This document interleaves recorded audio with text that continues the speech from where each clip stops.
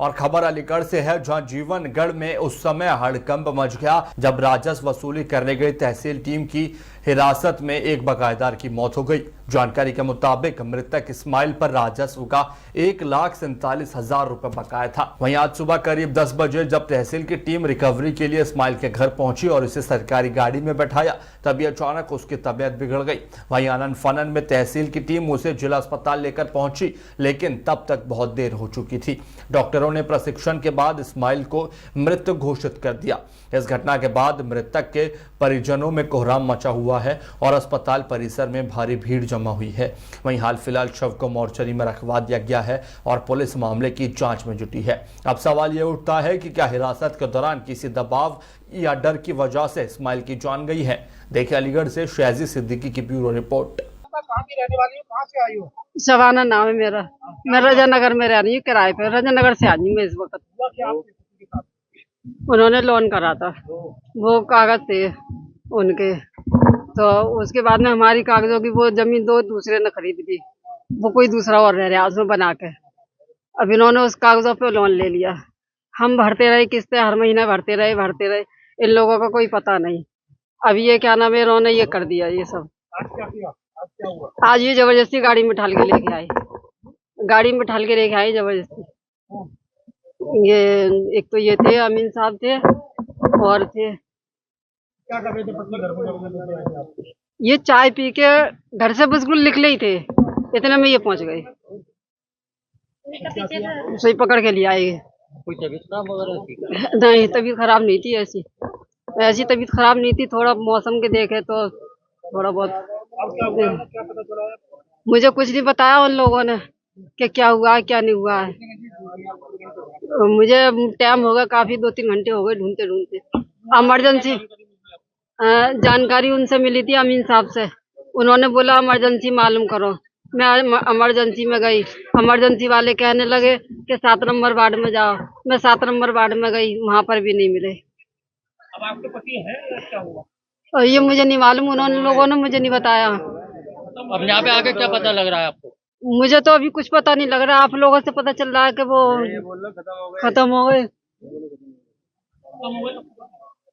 आपको बताया नहीं? नहीं, मुझे नहीं बताया, मुझे कुछ नहीं बताया। कितने घंटे से घूम रही हो आप? मुझे हो गए 2-3 घंटे हो गए ढूंढते ढूंढते। जानकारी मिली कि तबीयत खराब हो गई? अमीन साहब ने। उन्होंने नहीं बताया? नहीं, मरने की सूचना किसी ने दी है?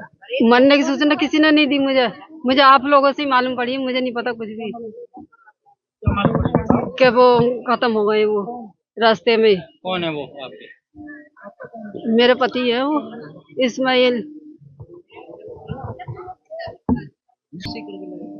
हाँ, जबरदस्ती लाए थे, गाड़ी में ढाल के ले गए थे। जबरदस्ती लेके आए थे।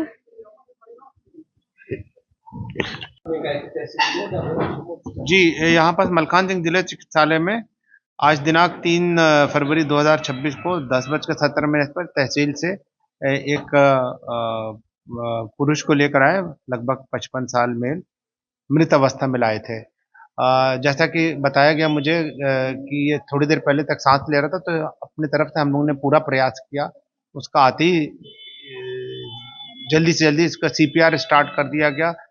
20 से 25 मिनट सीपीआर करा गया, पूरा कोशिश करा गया, बट उसको हम लोग रिवाइव नहीं कर पाए और ईसीजी करने के बाद उसको मृत घोषित डिक्लेयर कर दिया गया। जैसा मुझे बताया था उन्होंने, इस्माइल खान 55 साल मेल और रहने वाले बताया था कहीं कुवारसी, थाना कुवारसी के निवासी हैं। देखिए, बेसिकली एडीजे कोर्ट नंबर 14 का एक आरसी थी जो 2024 का ऑर्डर है, जिसमें 1,47,000 और प्लस कलेक्शन चार्जेस की आरसी थी वो। तो इसमें जो इस्माइल खान के नाम से आरसी थी, जिससे वसूली की प्रक्रिया चल रही थी, और इन्होंने बेसिकली एक प्लॉट खरीदा था।